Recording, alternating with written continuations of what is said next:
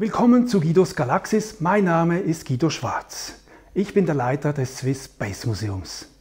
Dieses Objekt hier habe ich euch bereits in der letzten Folge gezeigt. Solche Dinge haben dafür gesorgt, dass Neil Armstrong weich auf dem Mond landen konnte.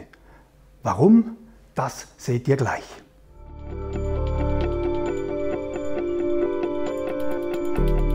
3, 2, 1, 0. All engine running. Liftoff. We have a liftoff. Das ist eine originale Strebe des Landegestells der Mondlandefähre. Solche Dinger haben dafür gesorgt, dass ein hartes Aufsetzen auf dem Mond abgedämpft werden konnte.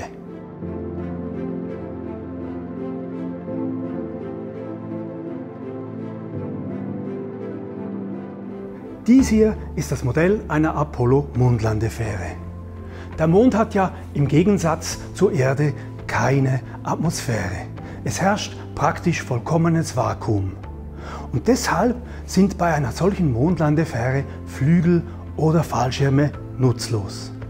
Gleichzeitig hat dies aber auch einen gewaltigen Vorteil. Bei der Konstruktion der Mondlandefähre muss nicht auf Aerodynamik geachtet werden. Alle Installationen können dem Nutzen nach konstruiert werden. Und so spielt es keine Rolle, ob irgendwo etwas absteht oder etwas klobig wirkt. Die Mondlandefähre bestand aus zwei Teilen: der Abstiegsstufe mit dem Mondlandegestell und diesen spinnenartigen Beinen und der Aufstiegsstufe, in der sich die Astronauten befanden. Die Abstiegsstufe blieb nach der Mission auf dem Mond zurück und diente den Astronauten sozusagen als Startrampe zurück nach Hause.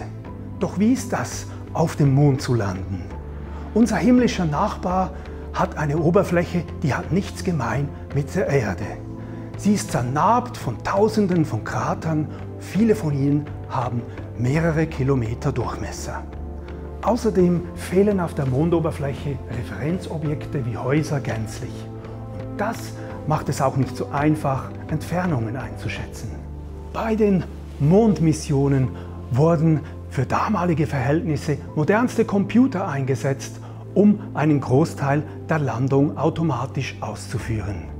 Trotzdem mussten sich die Astronauten auf die Landung vorbereiten, denn sie mussten sich in der letzten Phase selber orientieren können und auch steuern können.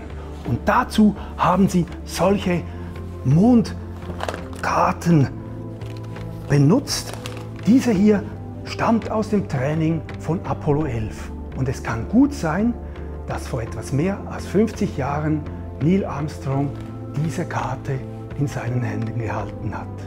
Übrigens, diese kleine Fahne hier ist mit Apollo 15 Astronaut Al Worden zum Mond geflogen und hat den Mond 74 Mal umrundet.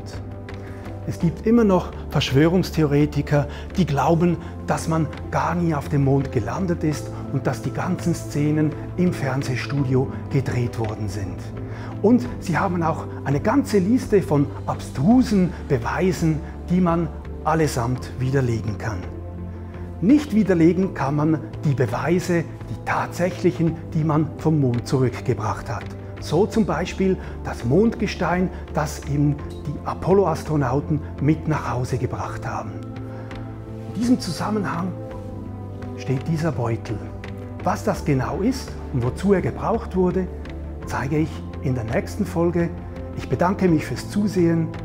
Ad Astra.